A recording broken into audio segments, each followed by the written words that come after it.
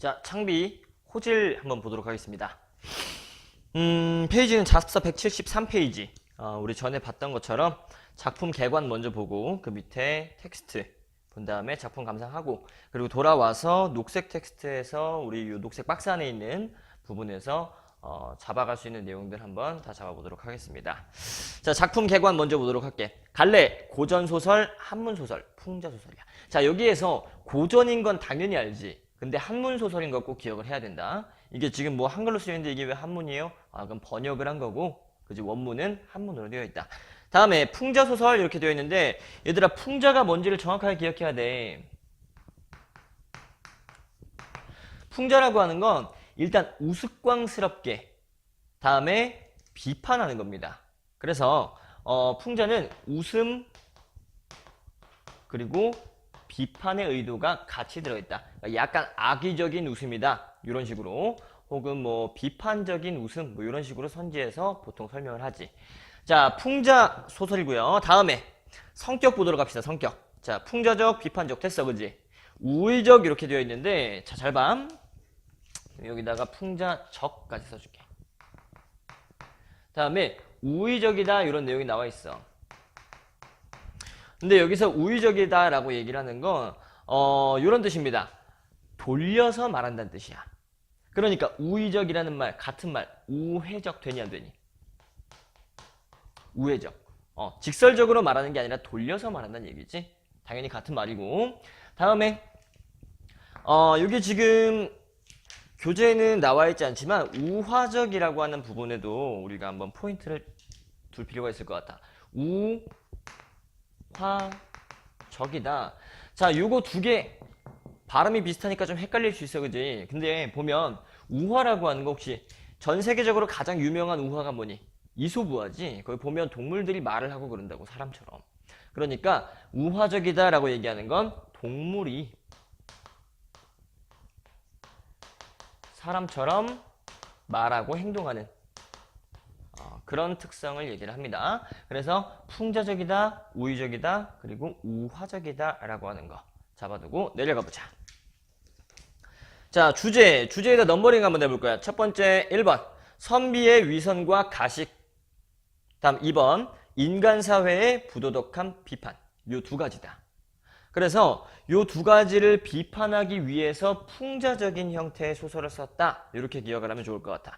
다음에 특징 보도록 할게. 자, 동물의 인격을 부여하는 우화적 방식을 사용했다. 잡았고요. 다음 등장인물의 희화화된 언행. 자, 여기서 혹시 희화화가 뭔지 모를 수 있어. 혹시 비극의 반대가 뭔지 알아? 비극은 슬픈 거지. 비극의 반대는 희극이야. 그래서 희화화라고 얘기하는 거 요 웃음 그리고 비판해서 우리 풍자적이다 잡아놨었지. 여기다가 같이 갑니다. 자, 웃음을 유발하는 거. 등장인물을 우스꽝스럽게 그리는 거야. 그래서 희화화했다라고 얘기를 하면 등장인물을 우스꽝스럽게 표현한 거, 뭐 예를 들면 선비가 막 다리를 목에 걸고 막 이상한 소리를 내면서 뛰어간다 이런 구절이 있단 말이야. 거기서 보면 희화화한 장면이구나. 자, 이렇게 보고 내려가 보도록 하겠습니다. 자, 특징 세 번째 거 볼게. 자, 중심인물에 대한 범의 꾸짖음을 통해 인간사회의 부도덕성을 풍자했다라고 얘기를 했어. 자, 범의 꾸짖음. 쌤이 일부러 제목을 안 썼다. 작품의 제목이 뭐니? 질잖아. 호질할 때 호는 뭐겠어요? 이거 호랑이. 우리말로 범이죠. 범이 한자가 아니고 범이 우리말이야. 순우리말이고 호랑이가 한자입니다. 그래서 요 호랑이 할 때 호자가 호랑이를 의미하는 거고, 랑은 너네 거상이란 게임 아니? 뭐 너네 모르겠지? 자, 거기서 보면은 무슨 낭인 이런 말이 나와. 낭인이 뭐냐면 그 늑대 같다라는 뜻의, 늑대 같은 사람이다 이런 뜻의 낭인이야. 그래서 요 랑자가 늑대를 뜻합니다. 그래서 보면 범이 순우리말이고 호랑이가 한자어다. 근데 호랑이가 뭐 한다는 거야? 질. 이런 말 들어봤어? 질책하다. 다음에 질타하다. 쉽게 말하면 꾸짖는다는 거지. 그래서 이 호랑이가 여기 이 작품에 등장하는 북곽선생이라고 하는 그 선비를 막 꾸짖어요. 혼내. 그래서 그 내용이 호질이라는 제목에 담겨 있는 거고, 다음에 호랑이라는 동물이 사람을 비판한단 말이야. 그래서 풍자적이다라고 하는 특징이 가장 두드러지는 거야. 자, 그러면 밑에 하얀 색깔 텍스트 한번 읽어보도록 할게. 자, 호질은 열하일기에 수록되어 있다. 요거 선지로 나올 수 있으니까 잘 기억해둬라. 알았지? 요 호질 작가가 누구니? 연암 박지원 선생님이지. 그 선생님이 쓴 책입니다. 일종의 기행문 같은 책이야. 그래서 열하일기에 수록되어 있는 작품인데 범을 의인화했다. 그지? 우화적 동물이 사람처럼. 자, 의인화한 한문 소설이다. 중요한 특징 다 나왔죠? 자, 다음 보자. 유학자로서 존경받는 선비 북곽 선생 정의로 잡아줍시다. 다음 열녀로 소문난 과부 동리자 정의로 잡아주자. 자, 과부가 뭐야? 남편을 상처가 아니라 상부하고, 상부가 뭐니? 남편이 죽었다는 얘기야. 그래서 상을 치렀다는 얘기지. 그래서 남편을 먼저 잃고 혼자서 지내는 사람을 과부라고 부르잖아. 그래서 열녀로 소문난 과부다라고 얘기하는 건 옛날에 조선시대에는 특히나 여성에 대한 정조의 의무를 굉장히 강조하던 시대였어. 무슨 말이냐? 남자랑 여자가 이혼을 하잖아? 뭐 죽어서 사별을 했든 아니면 뭐 이혼을 했든 간에 남자는 새 장가를 갈 수 있었는데 여자는 새로운 남편을 만나서 재혼을 한다. 그게 굉장히 뭐랄까 도덕적으로 비판받는 그런 사회였어. 요즘은 그렇지가 않지만.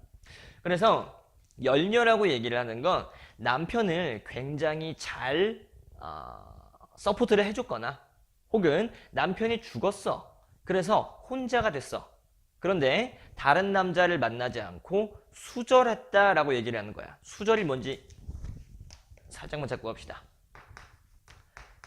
수절. 자, 절개 또는 정절. 뭔지 알지? 다른 남자를 만나서 재혼을 하지 않는 겁니다. 이러한 절개와 정절을 잘 지켰다. 이 숫자는 수호하다 또는 수비하다 이럴 때 쓰는 숫자야. 그래서 정절을 잘 지키면 열녀비 뭐 이런 것도 세워주고 그랬다고. 정말 열녀가 났다 이러면서 나라에서 비석을 세워줘. 야, 그러니까 솔직히 말이야, 여자들이 혼자서 생각해봐. 옛날에 막 이런 경우도 있었다니까.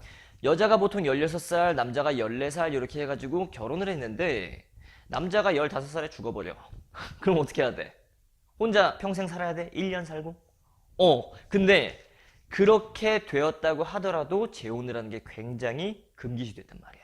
그러니까 어떻게 되는 거야? 남자 쪽 집안에서 혹은 여자 쪽 집안에서 그 집안 어른들이 야, 너 이렇게 됐으니까 열렵이라도 세우게 정조를 지키면서 살아.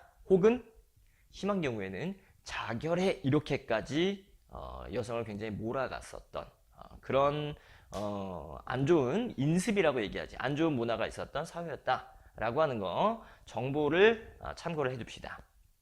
그래서 이 동리자라고 하는 사람은 연료로 소문이 났다라고 하니까 겉으로 보기에 사회적인 평판으로서는 굉장히 정절을 잘 지킨 그러한 과부였다라고 하는 거. 자, 다음 넘어가 봅시다. 이 둘의 추행을 통해라고 했는데 이 추행은 성추행할 때 그 추행 뜻이 아니고 추한 행동이다. 그냥 단순하게 이런 뜻입니다. 그러니까 어떤 행동인 거야? 얘네 둘이 밤에 만난단 말이야. 과부의 집을 예의범절을 잘 지키고 막 이래야 되는 선비가 밤에 찾아가서 둘이 만난다고? 굉장히 미심쩍죠? 그렇기 때문에 이러한 추행을 통해서 화살표 오른쪽으로 연결해보자. 선비 문화의 위선과 가식을 폭로한다. 자, 풍자적 계속 기억해두고 폭로하면서 범의 입을 통해서 부도덕한 조선 후기 사회를 비판하고 있다. 자, 요거 두 가지 넘버링 해보자. 첫 번째 뭐야? 선비 문화의 위선과 가식을 폭로했다. 다음 두 번째, 범의 입을 통해서 다음에 2번 부도덕한 조선 후기 사회를 비판한다. 자, 범의 입을 통해서 얘기했으니까 우화적이다라고 하는 특성 잡을 수 있겠지? 자, 계속 볼게요. 이 작품은 제목 그대로 범의 꾸짖음, 곧 범의 입을 통해서 주제를 전달하고 있다. 그래서 자, 여기서부터 넘버링 들어갑니다. 동그라미 1번 삼강오륜의 덕목을 설파한다. 자, 이거 그냥 기억만 해도 삼강오륜이 뭐예요? 몰라도 돼. 다만 유교에서의 가르침이다. 이렇게 기억을 해도. 다음 호색적인 생활을 일삼는. 호색이라고 하는 건 보통 남자가 여자를 많이 밝히는 거. 이 여자 저 여자 다 만나고 싶어하고 막 이런 거 있잖아. 뭐 물론 반대의 경우에도 사용을 할 수 있겠지만 일반적으로는 남자에게 호색하니다 이런 용어를 사용해서 여성 편력이 심한 사람을 그렇게 표현을 합니다. 그래서 호색적인 생활을 일삼는 양반들의 위선적인 생활을 폭로한다. 이게 동그라미 2번이야. 폭로하고 더 나아가 자 동그라미 3번 인간의 부도덕성, 악행 등 인간 사회에 대해서도 비판을 하고 있다. 자 그러면 여기다 써볼게. 첫 번째 뭐였니? 자, 삼강오리는 덕목설파. 뭐 더 쓸 필요 있니? 이거 딱 써놓으면 되지. 다음에 2번 양반들의 위선 폭로.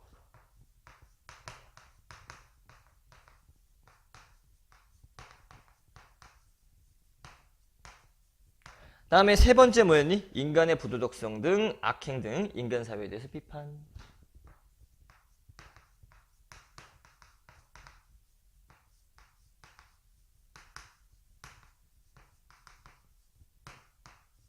뭐 악행도 써줄까? 악행.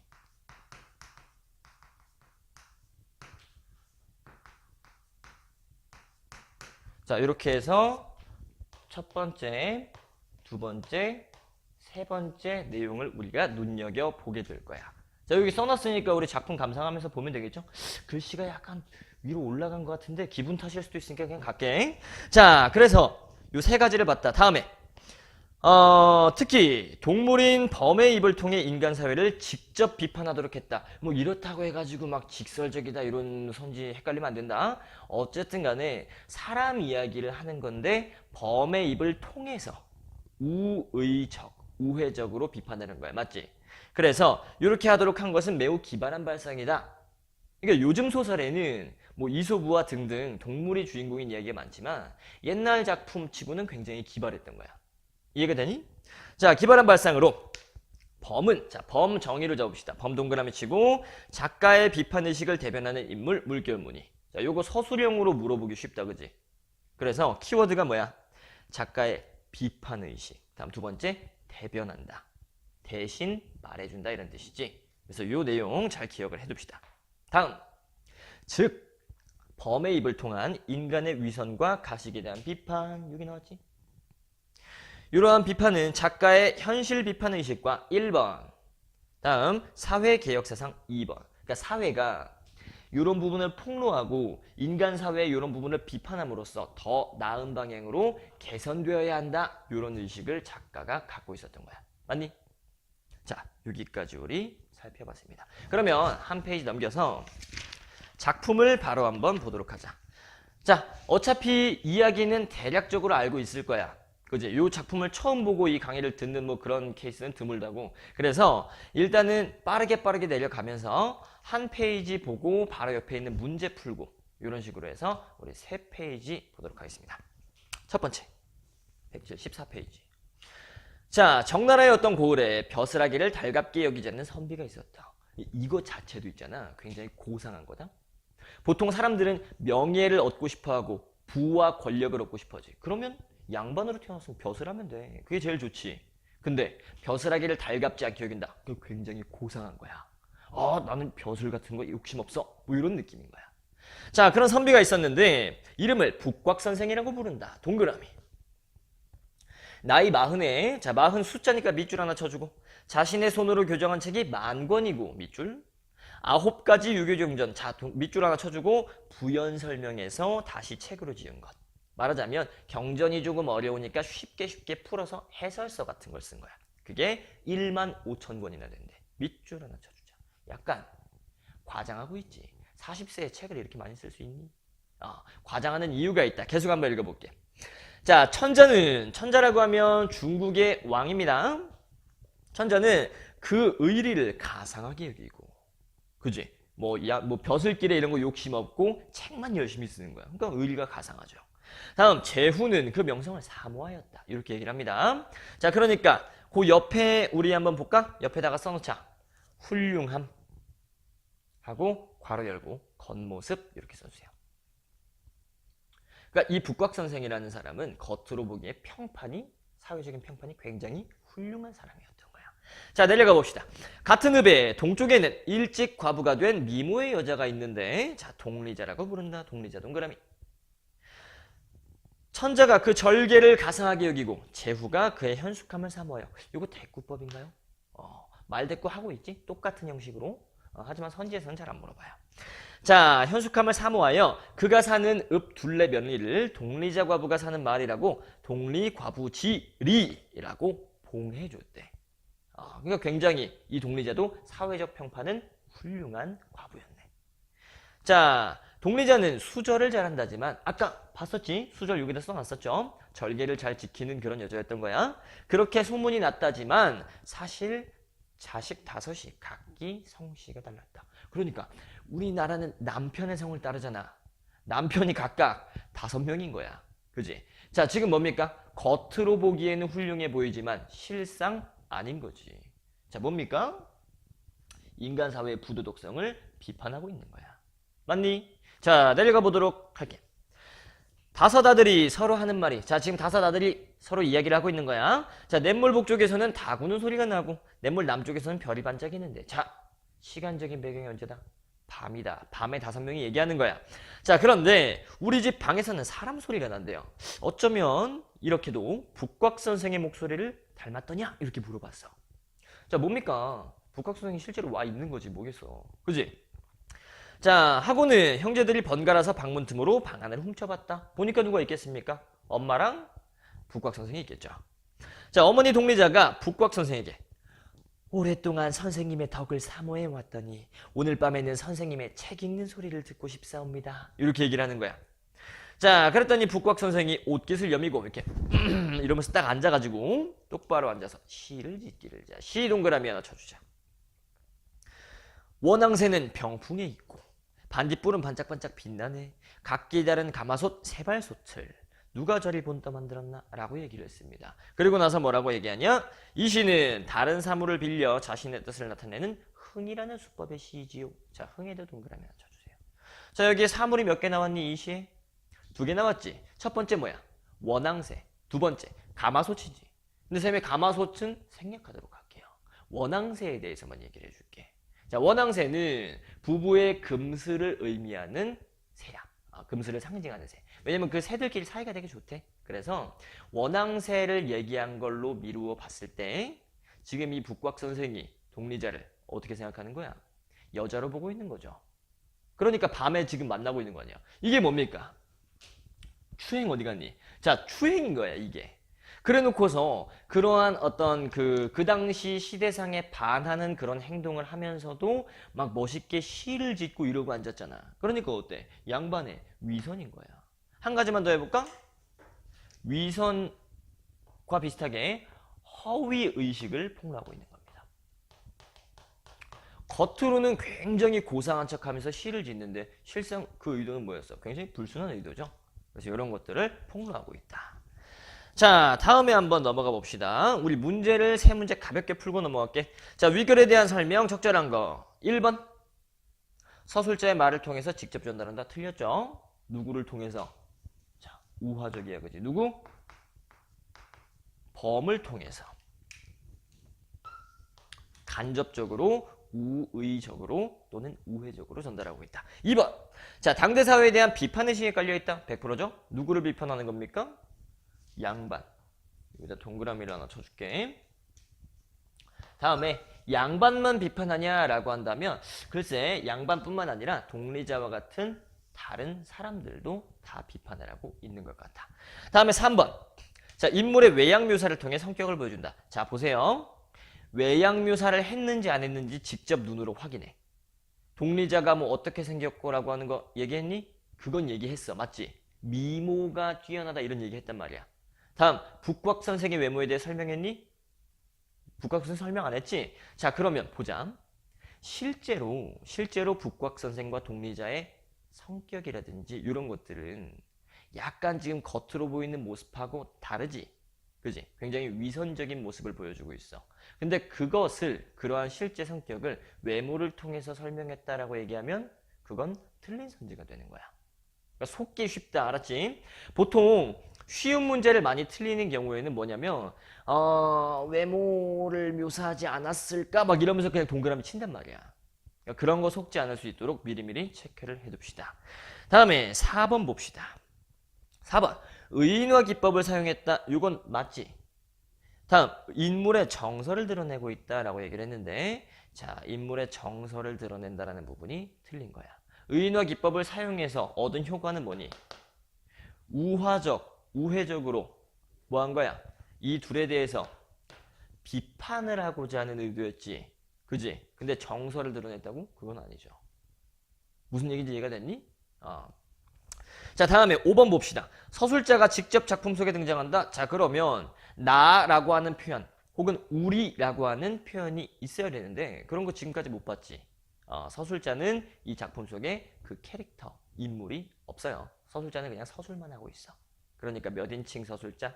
3인칭 서술자다. 다음, 또는 어떤 표현을 쓰니? 작품 밖의 서술자 이런 표현을 쓴단 말이야.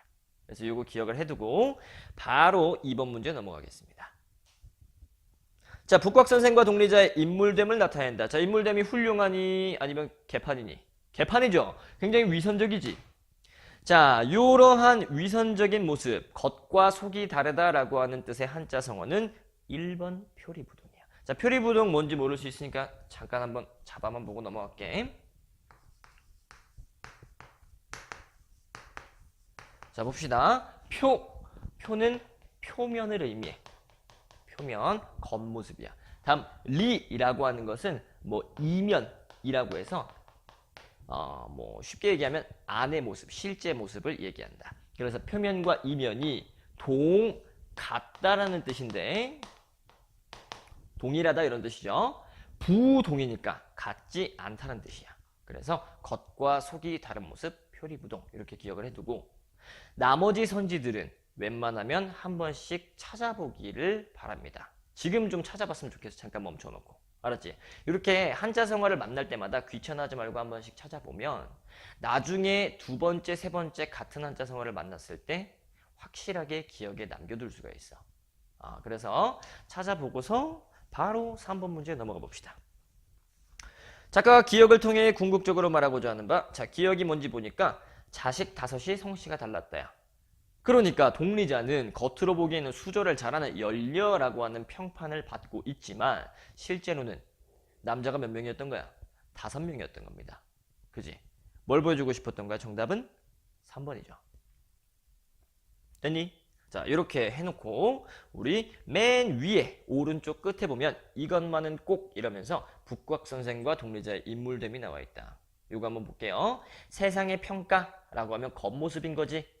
다음에 실제라고 하면 그 안에 실제의 모습인 거지. 그래서 한번 보도록 합시다. 자, 북곽선생 뭐야? 벼슬을 멀리하고 고상한 거야. 다음, 학문이 깊으며, 그지? 의리가 있고 명성이 높다. 굉장히 긍정적인 평가를 받고 있지. 동리자도 마찬가지야. 절개가 있고 현숙하다. 그런데 실제는 어때? 자, 밤늦게 과부의 방에 드나든다. 이거 뭡니까? 굉장히 비판받고 지탄받아야 하는 행동인 거지. 부도덕한 행동입니다. 다음에 동리자는 어때? 밤늦게 외간 남자와 한 방에 있다. 아니, 문을 잠궈놓고 여기 과부 집이니까 들어오지 마세요. 내일 날 밝으면 오세요. 라고 얘기하면 뭐 문을 뭐 부시고 들어오겠냐고. 근데 동리자가 방에 들였다고도 볼 수가 있는 거죠. 다음에 성씨가 다른 5아들이 있다. 요 부분도 실제로는 현숙하거나 절개 있는 모습이 아니라는 걸 드러내고 있어. 자, 굳이 같은 내용 반복해서 얘기하는 이유가 뭘까? 시험에 이런 부분을 자주 물어본다. 알겠니? 서술형으로도 자주 물어봅니다. 그래서 꼭 기억을 해두라고 반복해서 얘기를 해줬어. 자, 다음 페이지 보자. 175페이지. 자, 그래서 5아들이 이제 그 북곽선생이 거기 엄마랑 같이 있는 걸 보고서 의논을 하는 겁니다. 자, 의논하기를 예법이라고 하는 건 예의 범절을 얘기하는 거죠. 자, 과부가 사는 대문에는 함부로 들어가지 않는다라고 얘기를 했대요. 자, 이건 뭐야? 함부로 들어가는데 다시 이유가 있어서 들어갈 수도 있잖아요, 그지? 근데 이유가 있어서 들어가더라도 다른 사람들이 보면 어때? 보기에 좀 안 좋겠지. 괜히 의심을 살 수 있잖아. 자, 혹시나 해서 여기 한자성어 하나만 기록해 두겠습니다. 자, 씁니다. 자, 이하 부정관이라고 쓰세요. 다음에 그 밑에 같은 속담으로서 자, 오얏나무 밑에서는 갓근도 고쳐매지 않는다 라고 하는 속담을 써두자. 무슨 뜻이게? 그게 그 한자성어가 그 속담하고 같은 뜻이야. 이하, 오얏나무 이자를 써서 이하에서는 부정관, 관을 고쳐매지 않는다. 이런 뜻인데 그러니까 오얏나무에 열매가 열려있으면요. 거기서 각근을 메고 있으면 다른 사람이 볼 때 저거 열매 훔쳐간다. 이렇게 생각을 한단 말이야. 그래서 그 밑에서는 각근도 매지 않고 조심해야 한다. 이런 뜻이야. 그렇게 뭐 그런 이야기를 예법에서 이야기하고 있거늘 넘어가 보자. 자, 북곽 선생은 어진 선비이니 그런 짓을 하지 않을 거야. 자, 다섯 아들이 상태가 정상이니 비정상이니 눈으로 보고도 못 믿고 있잖아, 맞지? 약간 좀 상태가 안 좋은 것 같아. 자, 내 들으니 이고을 성문이 무너져서 여우가 거기 산다더라. 자, 내가 알기로 여우가 1000년을 묵으면 능히 요술을 부려서 사람으로 둔갑을 한대. 이게 북곽 선생으로 둔갑한 거야. 자, 지금 보면 굉장히 무슨 뭐 말도 안 되는 초등학생도 이런 생각 안 해, 그지? 무슨 뭐 말도 안 되는 얘기를 하고 있어요. 자, 그렇게 이야기를 하더니 서로 꾀를 내서 자, 내가 알기로 여우의 갓을 얻으면 부자가 될 수 있고요. 신발을 얻으면 그림자를 감출 수 있고 꼬리를 얻으면 남을 기쁘게 만들 수 있다. 잘 홀릴 수 있다. 그래서 우리 5명이 어찌 저놈의 여우를 잡아 죽여서 나눠 갖지 않을 수 있겠는가? 이렇게 얘기를 하고 있습니다. 그러니까 북곽 선생을 정말로 진심으로 여우라고 생각하고 잡으려고 하는 거지. 자, 지금 상황이 이상하게 흘러가고 있습니다. 자, 그러고는 다섯 아들이 포위를 하고 여우를 잡으려고 들어갑니다. 자, 그러니까 갑자기 솔직히 그 북곽 선생님 죄 짓고 있는 거잖아. 근데 갑자기 누가 5명이 막 달려들어. 그럼 어떡하겠어? 놀래서 도망가겠지. 자, 그래서 달아나는데 혹시나 사람들이 자기를 알아볼까봐 겁을 먹고 자, 어떻게 하나 보세요. 한 다리를 목에 걸어서 귀신 춤을 추고 귀신 웃음소리를 냈다. 그럼 사람들은 또 어떻게 생각하겠어? 아이고, 저렇게 미친 것처럼 보이는 사람이 절대 북곽 선생일 리가 없어. 뭐 이렇게 생각을 하겠지. 그런 심산으로 이상한 소리를 하면서 뛰어갑니다. 자, 그렇게 내면서 문을 박치고 달아나다가 분필도 떨어지고요. 자, 들판에 속에 빠졌다. 움이라고 하는 건 이제 거름, 똥을 잔뜩 집어넣어 놓은 웅덩이 뭐 이런 걸로 생각을 하면 돼. 그러니까 거기 빠진 거야. 자, 지금 귀신 소리 내면서 뛰어가는 부분에 동그라미 1번, 다음 속에 빠지는 부분에 동그라미 2번 표시해봐. 그리고 나서 칠판 한번 보자. 자, 북곽 선생 굉장히 고상한 사람이죠. 선비지. 근데 그 사람을 어떻게 표현했어? 굉장히 우스꽝스러운 모습으로 표현을 했지. 자, 기억나니? 희화화 기억나니? 그래서 이렇게 양반을 희화화, 우스꽝스럽게 표현함으로써 비판하고자 하는 의도를 전달하고 있는 겁니다. 뭘 비판하는 거겠어? 위선과 허위의식을 폭로하는 거지. 야, 솔직히 안 잡히려면 그냥 죽어라 뛰어야지. 근데 어떻게 하는 거야? 다른 사람들이 보면 쪽팔리니까. 그지? 아니, 그럴 거면 애초에 떳떳하게 살았어야지.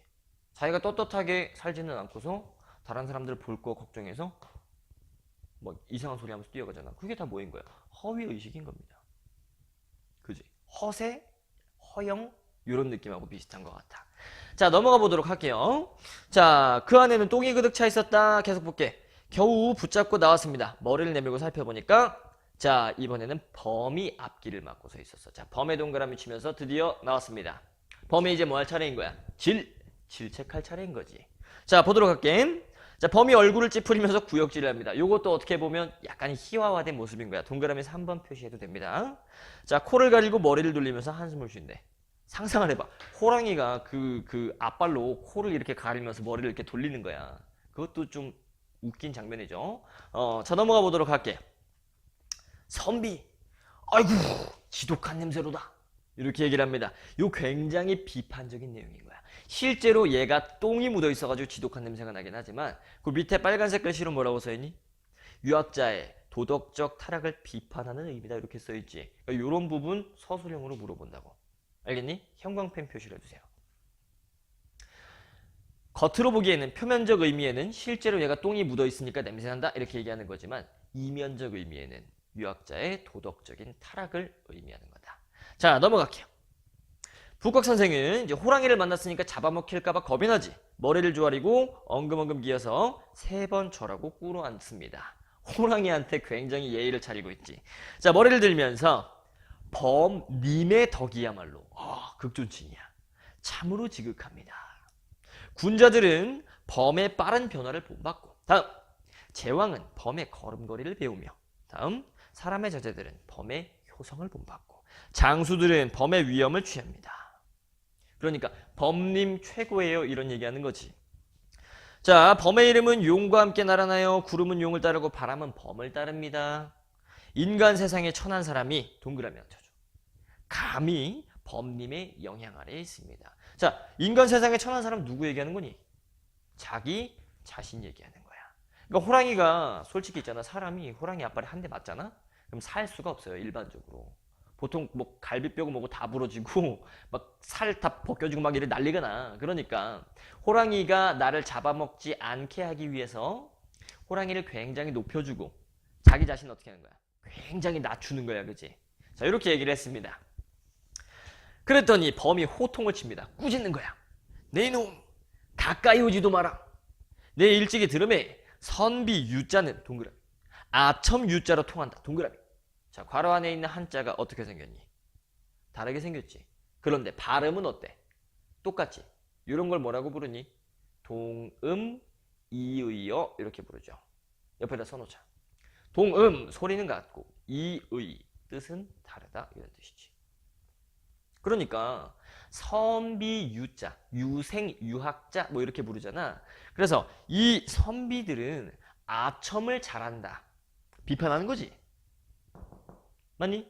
선비들은 아첨을 잘해서 선비 유자를 쓰는 유생이 아니고요. 아첨을 잘한다의 유생이다. 뭐 이렇게 통한다더니 과연 그렇구나. 네가 평소에는 천하의 나쁜 이름이란 이름은 다 끌어모아서 범한테 갖다 붙이더니 이제 사정이 급해지니까 아주 낯간지러운 아첨을 하는구나. 이렇게 비판을 하고 있습니다. 문제 바로 보자. 4번. 니은의 인물 유형 잘 봐라. 5 아들 봅시다. 자, 1번. 부정적 현실을 회피한다. 회피하니 맞서 싸우니 지금 여운 줄 알고 잡으려고 달려 들어가고 있죠. 그 다음에 2번. 사태의 본질을 파악하지 못한다. 그래, 얘네 약간 상태가 이상해. 그치? 본질을 파악하지 못하고 여우일 거야 이러고 있죠. 2번이 정답이고. 3번. 자, 부정을 알고도 진실을 외면한다. 요거 헷갈릴 수 있다. 그치? 그런데 잘 생각해야 돼. 얘네가 설마 내가 존경하던 북곽 선생님이 그럴 리 없어 이래서 여우일 거야 라고 생각하는 게 아니고요. 정말로 얘네 약간 멍청해가지고 진심으로 여우인 줄 아는 거야. 그래서 이 3번 같은 선지 헷갈릴 수 있으니까 기억을 잘 해두세요. 4번. 유교적 도리에 대한 판단력이 부족하다. 글쎄 판단은 정확하게 하고 있죠. 같은 페이지 두 번째 줄 보세요. 예법에 과부가 사는 대문에는 함부로 들어가지 않는다. 판단 잘하고 있잖아. 그치? 그래서 틀렸고요. 5번. 자신에게 닥칠 피해를 염려한다. 글쎄 피해를 염려하고 있진 않지. 다음 부정을 방관한다. 아니죠. 달려 들어가고 있죠. 정답은 2번이다. 5번 문제. 빠르니 혹시? 좀만 천천히 갈까요? 자, 디귿 보세요. 디귿을 통해 드러내려는 북곽 선생의 인물됨. 자, 디귿 보자. 여우. 자, 북곽 선생을 여우일 거다라고 생각하고 있어. 그런데 여우는 일반적으로 어떤 동물이라고 사람들이 생각하니? 교활하다. 사람을 홀린다. 뭐 이런 이미지가 있죠. 자, 선지 봅시다. 1번 재주가 뛰어나다. 그건 아들들이 생각하는 거고 북곽 선생의 인물됨하고는 관련이 없죠. 2번 탐욕스럽고 이기적이다. 상관없죠. 3번 이목을 두려워한다. 그건 여우에 빗댄 게 아니고 아들들이 잡으러 들어왔을 때 달아나는 북곽 선생의 모습에서 확인할 수 있는 거지. 3번도 틀렸어요. 4번 선비로서의 권위를 내세운다. 권위랑 여우랑 상관없죠. 자, 마지막 5번 보세요. 겉과 속이 다르다. 교활하다 쌤이 아까 이런 얘기 했잖아. 그래서 위선에다가 동그라미 하나 치자. 자, 그리고 본문으로 돌아가서 여우에다가 위선적인 모습 이렇게 써두자. 요거는 그냥 우리가 알 수 있는 내용이 아니라 공부를 하고 문제를 풀어봐야지 알 수 있는 내용이야. 그치? 그렇기 때문에 학교 선생님들도 문제에 출제하고 싶은 그런 강력한 유혹을 느끼실 거란 말이야. 서술형으로 나올 수도 있겠죠. 잘 기억을 해두고 다음 문제 내려가자. 자, 6번 리을에 대한 설명. 자, 리을 어디 있니? 리을 어디 있어? 못 찾겠다. 자, 가운데쯤에 있죠. 자, 한 다리를 목에 걸고 귀신 흉내를 냈습니다. 자, 요렇게 한 설명. 자, 요렇게 한 내용에 대한 설명. 1번. 자, 비장미를 더한다. 비장하다가 어떤 느낌인지 알죠? 굉장히 결의에 차서 요런 느낌인데 1번 틀렸지. 뭐 비장합니까? 2번. 자, 성격을 직접적으로 제시한다라고 얘기했는데 직접 제시를 하려면 말로 써줘야 돼. 어떤 식으로? 허위의식에 가득 차서 다른 사람들의 눈을 두려워해 귀신 흉내를 내면서 북곽 선생이 아닌 척을 하려고 했다. 이런 식으로 직접적으로 써줘야 되는데 그런 내용은 리얼 부분에 안 나왔죠. 그치? 그 밑에는 이제 좀 나왔을 수 있지만 자 봅시다. 다음에 4번 볼게요. 권위를 미안해. 자 4번 볼게요. 3번 봐야 되죠? 정신을 못 차린다. 자 6번에서 3번 북곽 선생도 평범한 인간에 불과하다. 이거 아닙니다. 4번 희화화하여. 맞지? 우리 희화화하는 내용 넘버링 2개 했잖아. 그지? 다음 풍자의 효과를 얻는다. 자 칠판 한번 보고 가겠습니다. 보이니? 희화화를 해서 비판한 거야. 그지? 그 북곽 선생의 뭐를? 허위의식과 위선을 비판한 거야. 그게 뭔데? 풍자적이다 라고 설명을 할 수가 있겠지. 그래서 이렇게 기억을 해두고 정답은 4번이다. 5번 가볍게 볼게요. 자, 다섯아들과 북곽 선생을 대조적으로 설정했다. 근데 솔직히 말하면 작가는 다섯아들도 약간 좀 모자란 친구들, 약간 상태 안 좋은 친구들로 묘사를 했고요. 북곽 선생도 마찬가지지. 둘 다 부정적인 인물이야. 근데 둘을 대조한다고요? 설명이 좀 이상하지? 그래서 정답은 4번. 마지막 페이지 봅시다. 한 페이지 넘어갔어. 자, 뭐뭐 하는구나. 그래, 누가 내 말을 고지 듣겠느냐? 라고 얘기하면서 범이 계속 꾸짖고 있다. 자, 대저. 천하의 이치는 하나뿐이다. 범의 성품이 악하다면 사람도 역시 악할 것이고 사람이 선하다면 범도 선할 것이다. 네가 말하는 천만마디 말이 오륜을 벗어나지 않고 자, 아까 전에 여기 보이니? 삼강오륜 기억합시다. 자, 남을 훈계하고 권면할 때는 권면이 무슨 뜻인지 모를 수 있어. 권한다. 이런 뜻이고 면, 이건 뭐냐면 근면성실할 때 면자야. 그래서 자기 자신을 수양하는 일에 게을리하지 말고 성실하고 바르고 부지런하게 살아라. 이렇게 권하는 걸 권면한다라고 얘기합니다. 자, 권면할 때는 의례, 예의 엄치를 들추어 대지만 도성의 거리에는 잘 봐라. 요거 나온다. 인간사회 비판한다. 자, 도성의 거리에는 형벌을 받고 코 떨어진 놈, 발뒤꿈치 없는 놈, 이마에 문신을 하고 돌아다니는 놈. 얘네 셋이 다 뭐냐면 죄를 짓고서 벌 받은 애들인 거야. 발뒤꿈치를 잘라내는 형벌이 있었던 거고요. 이마에 글자를 문신으로 새기는 형벌이 있었던 거야. 그러니까 어때? 인간의 부도덕성. 다음, 악행을 비판한다. 동의할 수 있겠지? 자, 넘어가자.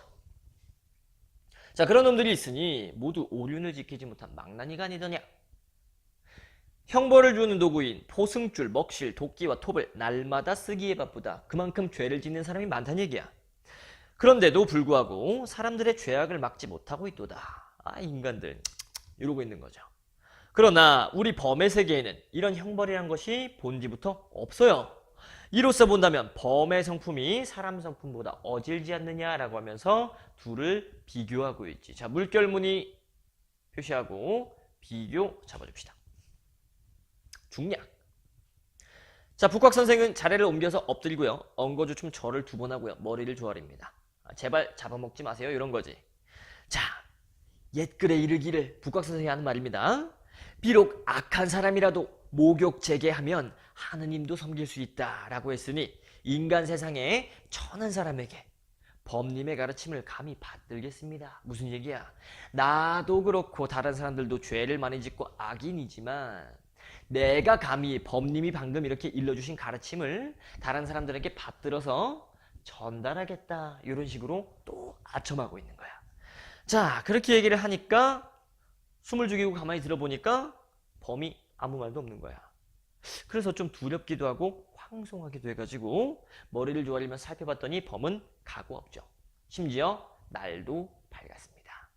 밤이었는데 이제 아침이 된 거야. 자, 그래서 아침에 김을 매러 가는 농부가 나타났습니다. 농부 동그라미. 아니, 북곽 선생께서 어떻게 이렇게 이른 아침부터 절을 하고 계십니까?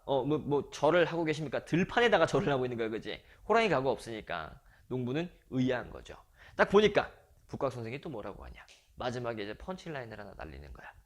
내가 시경에 있는 말을 들었으니, 자, 시경이라고 얘기하는 게 바로 유교의 경전입니다. 하늘이 높다 이러지만 감히 등을 굽히지 않을 수 없고, 그래서 내가 엎드려 있는 거다. 다음, 땅이 두텁다 이러지만 살금살금 걷지 않을 수 없네. 그래서 내가 기어가고 있는 거다. 이러면서 마지막으로 한 번 더 위선과 허위의식을 보여주면서 작품이 마무리되고 있습니다. 문제 한번 봅시다. 7번. 자, 범의 말에서 알 수 있는 인간의 모습이 아닌 것은, 자, 쭉 보세요. 1, 2, 3, 4 보면 맞는 선지입니다. 5번 봐라. 형벌제도가 정비되지 않아서 죄인을 다스리지 못한다. 어디가 틀렸니? 죄인을 다스리지 못하는 것은 사실이야. 그러니까 죄인이 많잖아, 그치? 그런데 형벌제도는 잘 있으니까 아까 전에 코가 없는, 발뒤꿈치가 없는 뭐 이런 얘기하는 거야, 그치? 제도는 제대로 있습니다. 다만 사람들이 너무 악해서 그러한 형벌을 받음에도 불구하고 계속 죄를 짓고 있다라고 우리가 볼 수 있는 거야. 정답 5번이요. 8번 봅시다. 자, 작가의 의도를 생각하여 빈칸에 들어갈 말 한번 쭉 읽어보면요. 자, 누구를 통해서 우회적으로 대변합니까? 우화적 또는 우의적, 우회적 누구야? 범이지. 정답은 범이다. 다음에 9번 볼게. 자, 기억에 대한 설명, 기억이 뭔지 보니까, 자, 마지막으로 이 북과학 선생이 한 말이야. 자, 요거 뭡니까? 내가 똥을 뒤집어 쓰고 바닥에 기어가고 있는 모습을 합리화하고, 그지? 이 농부에게 쪽팔리니까 내가 다 이유가 있어서 이러는 거야 라고 위선을 보여주기 위해서 한 말이었어. 정답은 몇 번일까? 4번이죠? 비굴해 보이는 그런 모습 합리화하기 위해서 한 말이었다. 자, 이렇게 해서 우리가 지문 전체를 한번 봤다. 자, 맨 위에 쭉 올라가서 오른쪽 끝에 범의 역할 한번 보자. 작가의식을 대변한다. 다음, 자, 심판자 역할의 동그라미 맞춰줘. 심판자 동그라미, 작가의식 동그라미. 요거 두 개가 키워드야. 서술형 문제 어떻게 물어보겠어? 범의 역할에 대해 두 가지로 나누어서 서술하시오. 뭐 이런 식으로 되겠죠? 그럼 요 두 가지 키워드를 외워놔야 우리가 쓸 수 있는 거다. 알겠지? 자, 다음에 앞으로 돌아가자. 앞으로 두 페이지. 173페이지 밑에 우리 요 녹색 박스만 가볍게 한번 보면서 작품 내용 확인하고 마무리하도록 할게요. 자, 표시합니다. 열하일기 동그라미 정의 잡자. 박지원 선생님이 작가죠. 중국에서 견문한 것, 중국에 유학을 간 거야. 다음에 자신의 생각을 쓴 겁니다. 이 책에 실려있는 작품 중 하나가 호질인 거고. 자, 어쩌고 저쩌고 쭉 봅시다. 뭐 어떻게 전달하기 위해, 효과적으로 전달하기 위해서 다채롭고 독창적인 문체를 구사하고 있다. 여기다가 동그라미 하나 쳐줘. 문체가 굉장히 독특하다는 거야. 그러니까 이거 선지에서 물어볼 수 있습니다. 어떻게 독특했냐면, 자, 넘어가 보자. 전통적인 고문, 그러니까 고대 문체 이런 거야. 그러니까 옛날 글과 같은 그런 고대의 말투만을 숭상하던 그 당시에 폐관문체라고 얘기했어. 폐관문체가 뭔지 몰라도 되는데 굉장히 자유롭고 개방적인 문체다. 이렇게 기억을 하면 좋을 것 같아. 그래서 보통 이 폐관이라고 하는 게 간단하게 설명을 하자면 그 민간의 어떤 풍습이라든지 전설 같은 것들을 이렇게 모아놓는 그걸 기록하는 사람을 폐관이라고 얘기를 했어. 근데 민간의 그런 내용이기 때문에 그 느낌을 잘 살리기 위해서는 고급스러운 문체로 쓰면 느낌이 잘 안 산단 말이야. 그러니까 어떻겠어? 자유롭고 개방적인 문체를 썼겠죠? 그래서 그게 바로 폐관문체라고 하는 단어의 뜻이다. 그러니까 박지원이라는 사람은 중국에 유학을 가서 보고 느끼고 생각한 것들을 딱딱한 문체로 아니면 자유로운 문체로 이렇게 기록을 했다라는 겁니다. 자, 다음에 그래서 이러한 글이 바로 격렬한 반반을 불러일으켰습니다. 자, 이게 바로 정조 때 일어난 정조 니은자 묶어주고 문체 반정이다. 동그라미. 문체라고 하는 건 글을 쓰는 말투지. 글체. 그래서 이 문체가 반정. 무슨 뜻이야? 혁명이 일어난 겁니다. 그래서 문체 반정 동그라미 하나 쳐놓고, 자, 다음 줄로 내려가 보자. 자, 보면 기행문과 두드러지게 다른 점은 소설 기법을 자유로이 구사하고 있다. 이렇게 나왔는데 소설 기법에 동그라미 하나 쳐주고, 자, 어떤 게 그럼 소설 기법인데요? 자, 표시하도록 할게. 박지원은 다른 연행록처럼 여행 체험을 평면적으로 서술하지 않았다. 평면적 X. 평면이라고 하는 건 뭐니? 일기처럼 몇 월 며칠에 뭐 보고 몇 월 며칠에 뭐 보고 몇 월 며칠에 뭐 봤다. 이렇게 시간 순서대로 나열하는 거야. 그러면 평면적의 반대는 뭐야? 입체적이지. 어떻게? 시간 순서가 아니라 뭐 과거 얘기를 갑자기 하기도 하고 시간 순서 대신에 어떤 에피소드 중심의 구성을 했다. 이렇게 기억을 하면 됩니다. 다음에 장면 중심의 입체적인 묘사 동그라미 쳐줍시다. 동그라미는 이렇게 막 길게 쫙 치면 안 되고 이렇게 툭 쳐줘야 돼. 자, 그래서 평면적이 아니라 입체적인 문체를 썼고요. 다음에 또한 풍자와 우원, 해학을 즐겨 사용했다. 요것도 동그라미 하나씩 쳐주자. 여기 요 우원이라고 하는 게 뭔지 선생님 바로 밑에서 설명해 줄게. 자, 계속 볼게요. 열하일기에서 풍자와 우원이 가장 잘 드러나는 글이 바로 호질과 허생전이다. 이렇게 얘기하고 있습니다. 호질, 우리가 그래서 교과서에서 볼 수 있는 거야. 바로 아랫부분 볼게요. 자, 풍자가 어떻게 드러나나 보겠습니다. 자, 호질은 상대방을 설득하기 위해서 어떤 부분 설득하려고 하는 거니? 자, 인간 사회를 이렇게 비판해서 개선되어야 한다라고 글을 읽는 독자들을 설득하고 있는 거죠. 그러기 위해서 어떤 방식? 자, 직접 주장하지 않습니다. 직접 주장 X 표시 하나 쳐주고 대신에 어떻게 한다? 허구적인 이야기를 빌려서 간접적으로 주장하는 것이 바로 우언인 거야. 우언 동그라미 치고 앞부분 정의로 잡자. 자, 선생님 여기다가 우화적 써놨죠. 우화적이 뭐였는데? 동물이 사람처럼 얘기한다. 맞지? 그러니까 여기에서 이 우화적에 쓰인 우가 우언할 때 우랑 같은 거야. 이렇게 기억을 하면 쉽겠죠? 자, 그러한 방식을 사용을 했고요. 다음. 자, 독리자와 미려 중이던 북곽 선생이 들켜서 두어 몽덩이에 빠지는 이야기. X 표시 이렇게. 예시란 뜻이지. example. 자, X 표시 하나 잡아주세요. 다음에 두 번째 뭡니까? 또한 작품에 중점이 되고 있는 쭉 읽어 내려가. 자, 의인화된 범과 북곽 선생 사이의 대화. 또 X 표시 하나 쳐줍니다. 자, 이 두 가지 우리 지문에도 잡아놨었지? 이 두 가지가 뭐인 거야?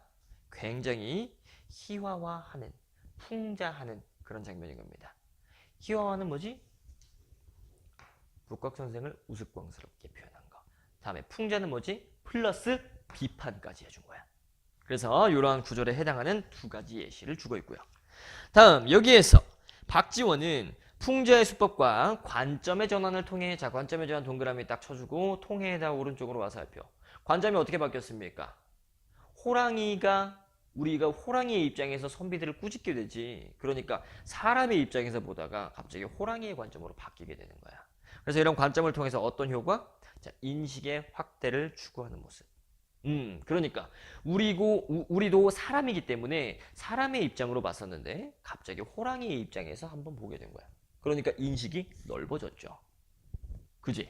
자, 이런 모습을 보여주는데 범이 북곽 선생을 질책하면서 인간들을 신랄하게 비판하는 대목은, 자, 피비린내 나는 당쟁이라고 하면 당파 싸움입니다. 뭐 노론, 소론 뭐 이런 식으로 나뉘어 가지고 정치적으로 막 싸움을 하는 거야. 이런 당쟁을 일삼아온 조선의 양반 사회에 대한 비판. 아, 그렇구나. 박지원이 이 인간 사회뿐만 아니라 양반 사회까지도 비판하려는 의도가 있었구나 라고 우리가 확인을 해볼 수가 있습니다. 자, 그래서 처음에 우리 요거 세 개의 키워드를 잡아놨지? 세 개의 키워드를 잡았고요. 그것들을 바탕으로 해서 작품 전체를 살펴봤습니다. 문제도 꼼꼼하게 다 풀어봤고, 전반적으로 쌤이 얘기했던 내용 중에서 넘버링 했던 부분들, 다음에 서술형으로 나올 수 있는 부분이야 라고 얘기했던 부분들을 눈여겨볼 수 있도록 하고, 그래서 그런 부분들이 문제에 나왔을 때 막힘없이 풀어낼 수 있도록 키워드를 잘 잡아두기를 바랍니다. 이렇게 해서 우리 박지원의 호질 수업을 마무리하도록 하겠습니다. 대단히 고생했습니다.